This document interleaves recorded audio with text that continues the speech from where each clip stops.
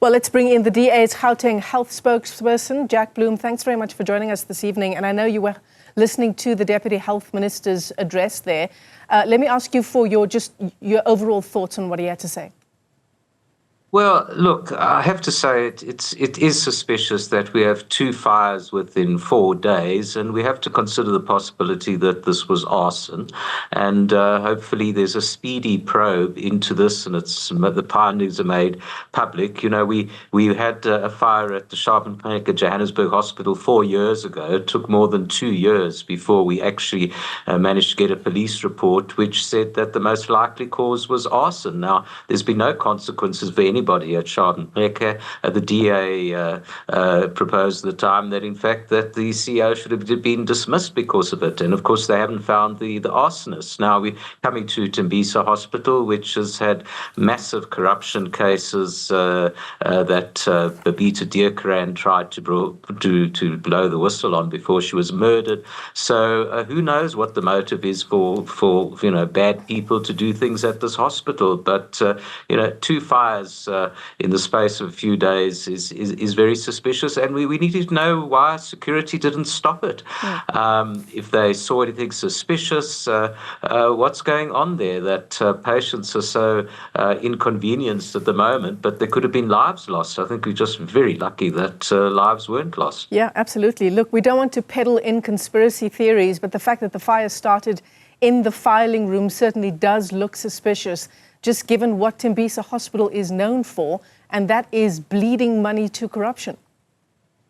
Well, yes, did people want to destroy evidence of corruption? That's actually the suspicion in the case of Johannesburg Hospital. So I think that, we really need a competent professional investigation, and they mustn't take forever to make their findings known, and there should be consequences.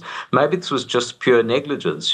I was there at the hospital yesterday with the Gauteng Legislature's Health Oversight Committee, and we were told that the hospital is 79% compliant with occupational health and safety legislation. Well, that's not good enough. The Occupational Health and Safety Act is the law of the land.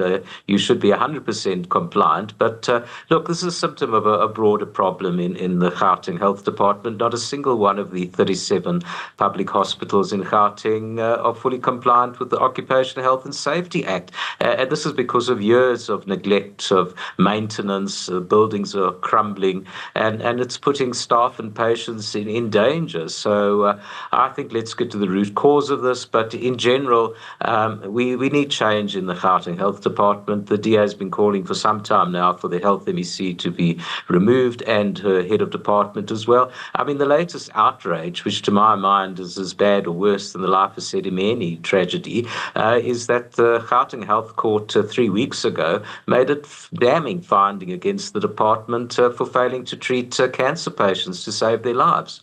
Certainly. It does feel, just from the news cycle of the past few years, Jack Bloom, that people have lost their lives as a result of the management of hospitals in Gauteng. The cancer ward is one issue that you mentioned at Schadenbeke Hospital. Even now, one wonders how many people might have been turned away as a result of the fire on Saturday and then this morning at Tembisa Hospital. Well, yes, because it's disruptive and it leads to delays. And this was the accident and emergency section. Now, what's the alternative? All ambulances have been put on divert as far as the hospital is concerned. And now they're going to other overcrowded hospitals. They're going to Tambo Memorial Hospital, to Edenvale Hospital, to Steve Biko Hospital.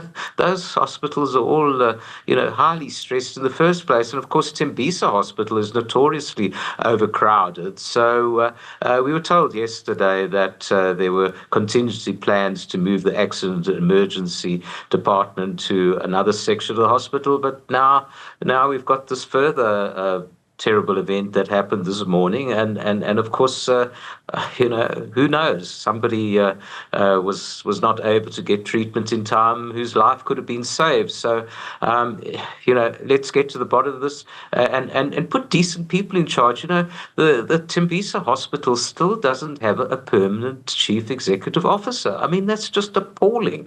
The previous CEO was actually suspended for quite a long time, and then he died died before the disciplinary hearing. That was more than a year ago. So why on earth don't they have a full-time permanent CEO to oversee this hospital? That's the depth of the management problems in this department, and it just goes on and on. It's one crisis after another, and our Premier doesn't seem to want to do anything about it.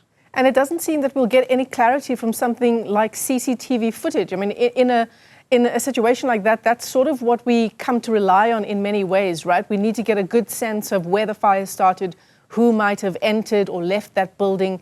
But what we're told now in that briefing is that there was no camera directly facing the part of the building that was affected. There's some footage from a camera from a distance, but there's no certainty just what will be found in that footage.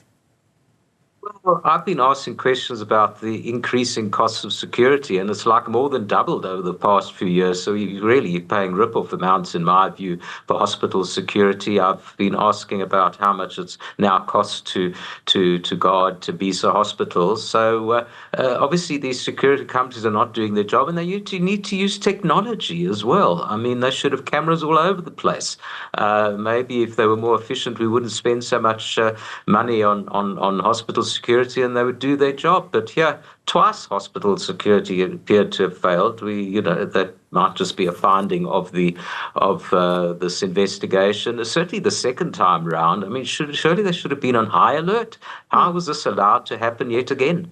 Certainly. Jack Bloom, the DA's Gauteng health spokesperson, thanks very much for joining us this evening, Jack. And yeah, it does appear that the Gauteng Health Department is in ICU, just addressed by the Deputy Health Minister some moments ago. He says a lot of patient files were damaged in the latest fire at Tembisa Hospital, but thankfully no one was injured. Investigations will now continue into how this unfolded in just a matter of days.